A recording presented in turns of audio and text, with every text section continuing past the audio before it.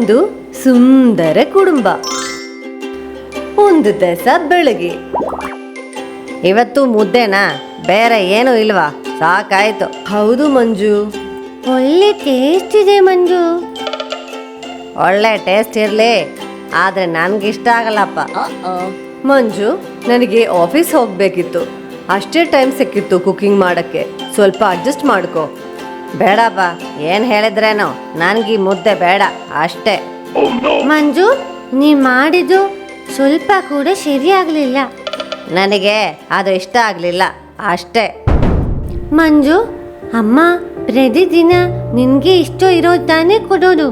ಇವತ್ತು ಒಂದು ದಿವಸ ನಿನಗೆ ಅಡ್ಜಸ್ಟ್ ಮಾಡ್ಕೋಬೋದಿತ್ತಲ್ಲ. ಪಾಪ ಅವರು ಎಲ್ಲೂ ಕೆಲಸ ಮಾಡಿ ಆಫೀಸಲ್ಲೂ ಹೋಗಿ ತುಂಬ ಕೆಲಸ ಮಾಡ್ತಿದ್ದಾರೆ.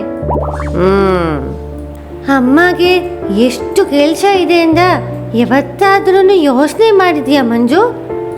ನೀನು ಹೇಳ್ತಿರೋದು ಸರಿನೇ. ನಾನು ಹೋಗಿ ಅಮ್ಮ ಹತ್ರ ಸಾರಿ ಕೇಳ್ತೀನಿ. ಸಾರಿ ಅಮ್ಮ. ಪರವಾಗಿಲ್ಲ ಮಂಜು. ಈ ಲೋಕದಲ್ಲಿ ಎಷ್ಟೋ ಜನ ಒಂದು ಸಲಿ ಊಟ ಮಾಡಕ್ಕೆ ಕಷ್ಟಪಡ್ತಾ ಇದ್ದಾರೆ. ನಾವು ನಮ್ಮಲ್ಲಿ ಇರುವುದಕ್ಕೆ ಬೆಲೆ ಕೊಡಬೇಕು. ಓಕೆ ಅಮ್ಮ, ನಾನು ಮಾಡಿದ್ದು ತಪ್ಪಂತ ನನಗೆ ಗೊತ್ತಾಯ್ತು. ತಿರ್ಗಾ ಇದು ಮಾಡಲ್ಲ.